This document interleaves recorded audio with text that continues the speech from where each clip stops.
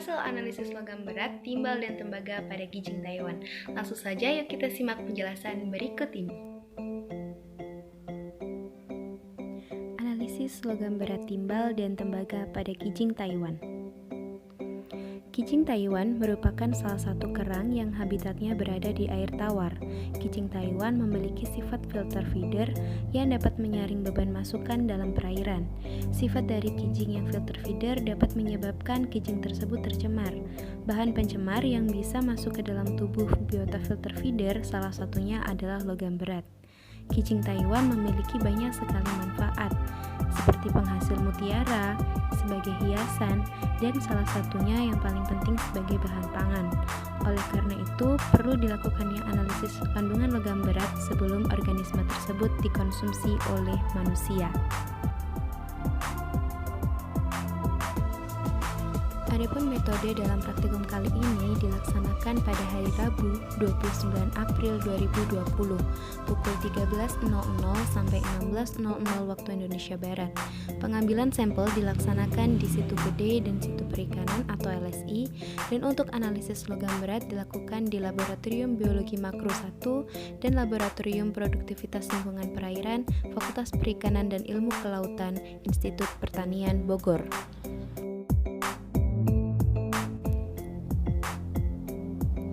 Analisis data yang digunakan dalam praktikum kali ini meliputi Body Conditioning Index, Soft Tissue Index, Meat Yield,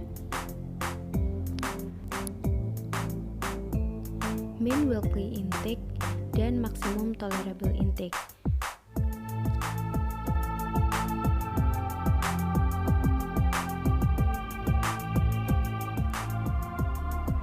Sekarang kita akan masuk ke dalam hasil dan pembahasan.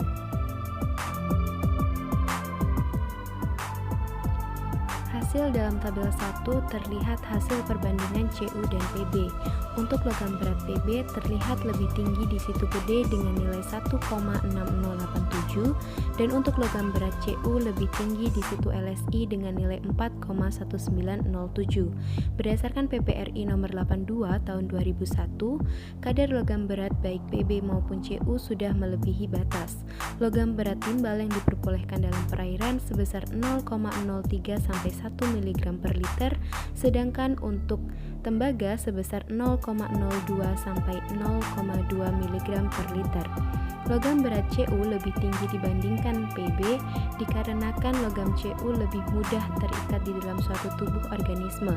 Selain itu, di Situ LSI CU lebih tinggi karena adanya masukan dari kantin melalui pipa pembuangan, dan masukan bahan tersebut dapat meninggikan kadar sedimentasi dan logam berat dapat terakumulasi dan terikat di dalam sedimentasi tersebut.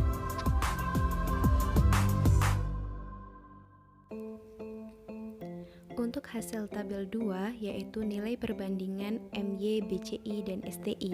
Di dalam tabel tersebut terlihat nilai ketiga indeks tidak menunjukkan perbedaan yang jauh.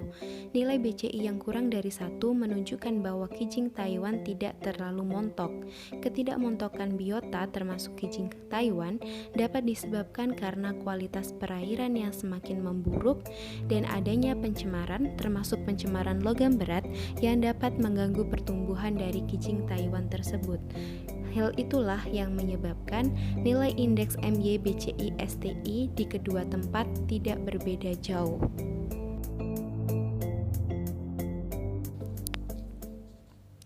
Tabel ketiga menunjukkan nilai maksimum tolerable intake baik untuk dewasa maupun untuk anak-anak.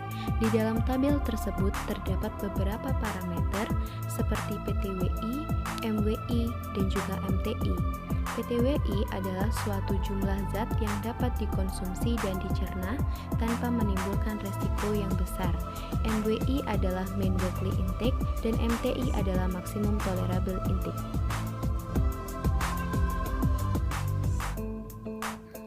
Menurut BSN 2009, kadar PTWI dari logam berat timbal sebesar 0,025 mg per kilogram dan untuk logam berat CU sebesar 3,5 mikrogram per kilogram.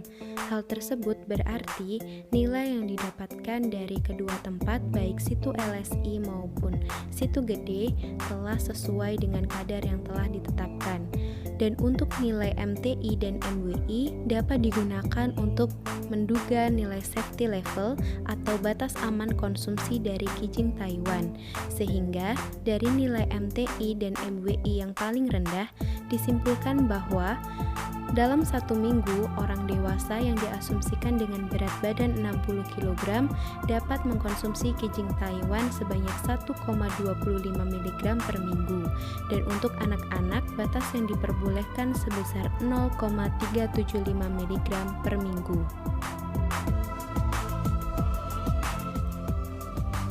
Berdasarkan hasil dan pembahasan, dapat disimpulkan bahwa kadar logam berat PB maupun CU sudah melebihi batas.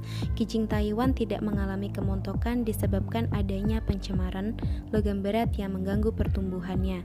Safety level untuk mengkonsumsi Kijing Taiwan bagi orang dewasa sebesar 1,25 mg per minggu dan untuk anak-anak sebesar 0,375 per minggu.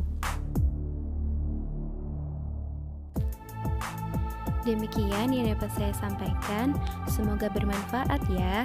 Bagi kalian pecinta kerang-kerangan, yuk lebih selektif lagi dalam memilih kerang yang akan kalian konsumsi.